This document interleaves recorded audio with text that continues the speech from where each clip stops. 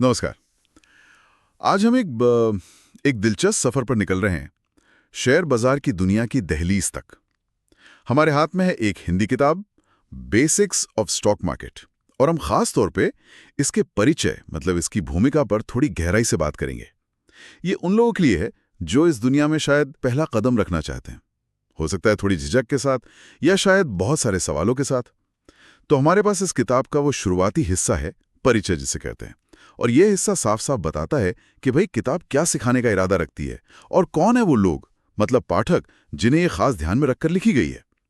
आज हमारी कोशिश यही समझने की है कि ये परिचय जो है, ये नए निवेशकों के लिए कितना मजबूत आधार तैयार करता है।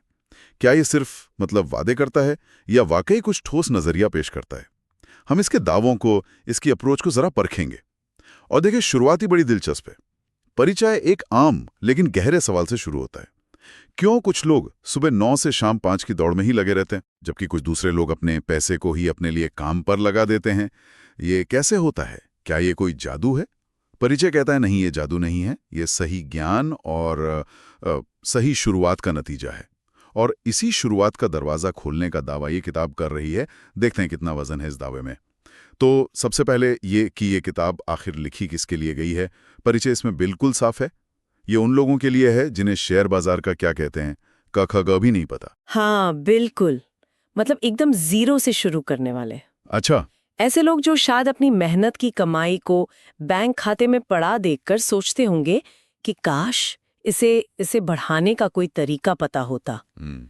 और परिचय ये भी साफ करता है कि किन बुनियादी चीजों पर ध्यान दिया जाएगा। इसमें जिक्र है कि शेयर बाजार असल में काम कैसे करता है, कंपनियां पैसा जुटाने के लिए बाजार में क्यों आती हैं। हाँ, जैसे वो आईपीओ और एफपीओ सुनते हैं हम। बिल्कुल वही। आईपीओ यानी इनिशियल पब्लिक ऑफरिंग या FPO, follow on public offer, जब कंपनियां शेयर बेचती हैं जनता को। ये भी कि निफ्टी और सेंसेक्स जैसे इंडेक्स जो बाजार का हाल बताते हैं ना। हाँ, रोज सुनते इतना ऊपर गया इतना नीचे। वही तो, वो ऊपर नीचे क्यों मते रहते हैं और उनका मतलब क्या है असल में। अच्छा, तो ये जो बेसिक टर्म्स हैं वो सब समझाया गया है। और क्या है इसमें? और भी है, जैसे कि डीमैट अकाउंट क्या भला है? हाँ, ये बहुत सुना है। हाँ, तो ये वो डिजिटल खाता है जहां आपके खरीदे हुए शेयर इलेक्ट्रॉनिक रूप में रखे जाते हैं। फिर ब्रोकर, मतलब वो बिचौलिया जिसके जरिए आप शेयर खरीदते बेचते हैं, उसकी भूमिका क्या है, निवेश से जुड़े टैक्स के नियम क्या है, और शायद सबसे जरूरी, निवेश में जोखिम क्या क्या है और उन्हें कैसे समझा जाए, कैसे कम किया जाए। अब सवाल उठता है कि ये सब जानना जरूरी क्यों है। सही बात है। इसलिए क्योंकि अगर ये नींव ही कमजोर रह गई ना, तो पूरी इमारत कभी भी ढह सकती है। बिना इन बेसिक्स के बाजार में उतरना एक तरह से अंधेरे में तीर चलाने जैसा है। हाँ, नुकसान हो सकता है। बिल्कुल, छोटी सी गलतफहमी भी बड़े नुकसान का कारण बन सकती है। ये बात तो सही है, लेकिन मुझे परिचय की एक और बात ने थोड़ा चौंकाया, और वो है इसका नजरिया। इसमें लिखा है कि ये किताब शेयर बाजार को किसी रॉकेट साइंस या कोई रहस्य नहीं मानती, बल्कि उसे कॉमन सेंस यानी सामान्य समझ की तरह पेश करती है। वाह। ये सुनकर थोड़ी राहत मिलती है, क्योंकि अक्सर लोग बाजार का नाम सुनते ही घबरा जाते हैं, सोचते हैं कि भाई ये बहुत जटिल है, अपने बस का नहीं है ये सब। हाँ, ये कॉमन सेंस वाला नजरिया दिलचस्प तो है, और शायद ये नए निवेशक का डर कम करने में मददगार भी हो सकता है। लेकिन यहाँ एक सोचने वाली बात है ना? क्या क्या? क्या शेयर बाजार जैसी चीज जहाँ इतनी सारी कंपनियां हैं, इतने सारे आर्थिक कारक हैं, पूरी दुनिया की घटनाएं असर डालती हैं, क्या उससे सिर्फ कॉमन सेंस कहकर पेश करना कहीं कहीं ज्यादा सरलीकरण तो नहीं? अच्छा, मतलब ओवर सिंप्लीफिकेशन। हाँ, क्या इससे नए निवेशक बाजार की जो असल जटिलताएं हैं, जोखिम हैं, उन्हें कम आंकने की गलती कर सकते हैं? कॉमन सेंस जरूरी है, मैं मानती हूँ, पर शायद वो काफी नहीं है। ये एक बहुत अहम नुक्ता उठाया आपने। मतलब आसानी का दावा कहीं लापरवाही का सबब न बन जाए। अच्छा, परिचय में शुरुआती निवेशकों की गलतियों का भी जिक्र है। कौन सी गलती पर सबसे ज्यादा जोर दिया गया है? हाँ, परिचय एक बहुत ही आम लेकिन खतरनाक गलती को उजागर करता है, और वो है जल्दी अमीर बनने का सपना। ओह, गेट रिच क्विक। बिल्कुल। ये बताता है कि ज्यादातर नए लोग बाजार में इसी उम्मीद से आते हैं कि वो रातों रात या कुछ ही महीनों में अपना पैसा कई गुना कर लेंगे। परिचय इसे नए निवेशकों की सबसे बड़ी भूल कहता है। सच तो ये है, और इतिहास गवाह है इस बात का, कि बाजार सब्र रखने वालों को और एक सोची समझी रणनीति पर टिके रहने वालों को ही लंबे समय में इनाम देता है। ये जल्दी अमीर बनने वाली सोच तो वाकई बहुत फैली हुई है। क्यों होता है ऐसा, क्या लगता है आपको? इसके कई कारण हो सकते हैं। शायद कुछ जो सक्सेस स्टोरीज होती हैं उनका बहुत प्रचार हो जाता है। हाँ, मीडिया में। जी, या फिर इंसानी स्वभाव ही है कि हम आसान रास्ता ढूंढते हैं, शॉर्टकट। लेकिन ये उम्मीदें असलियत से कोसों दूर होती हैं। बाजार ऊपर नीचे होता है और बिना तैयारी के उतरे लोग अक्सर घबराकर गलत फैसले ले बैठते हैं। तो परिचय का ये कहना कि धैर्य और रणनीति जरूरी है, ये शुरू में ही उम्मीदों को, एक्सपेक्टेशंस को सही स्तर पर लाने की एक कोशिश है। अच्छा, ये बताता है कि बाजार एक मैराथन है, 100 मीटर की दौड़ नहीं। हाँ, ये पहलू इसलिए महत्वपूर्ण है क्योंकि ये मानसिकता को, माइंडसेट को सही दिशा देता है शुरू से ही। धैर्य और रणनीति। परिचय ये रणनीति यानी स्ट्रेटेजी के बारे में और क्या कहता है? इसमें जिक्र है कि ये किताब का मजबूत पक्ष है। क्या परिचय ये भी बताता है कि किस तरह की रणनीति सिखाई जाएगी, या ये सिर्फ एक मार्केटिंग लाइन है कि हम स्ट्रेटेजी सिखाते हैं? ये एक अच्छा सवाल है। देखिए, परिचय इस बात पर जोर तो देता है कि सिर्फ सब्र करना काफी नहीं है, सही स्ट्रैटेजी सीखना और उसे लागू करना भी उतना ही अहम है। ठीक है। और हाँ, वो ये दावा करता है कि स्ट्रैटेजी वाला हिस्सा ही किताब का सबसे मजबूत पक्ष है।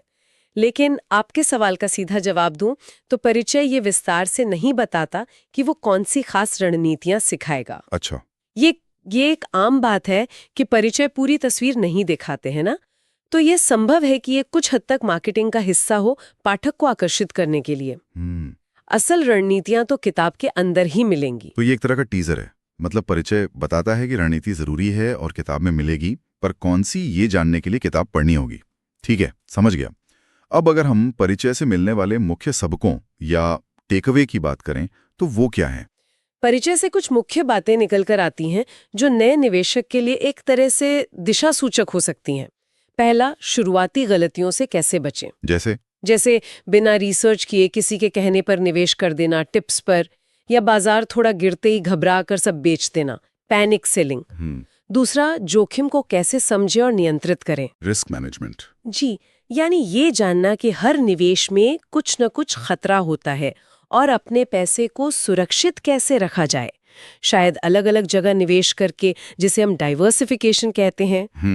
तीसरा, लंबी अवधि की सोच यानी लॉन्ग टर्म माइंडसेट क्यों जरूरी है, ये समझना कि रोज रोज के उतार चढ़ाव से परेशान होने के बजाय बड़े लक्ष्य पर ध्यान केंद्रित करना ज्यादा फायदेमंद है।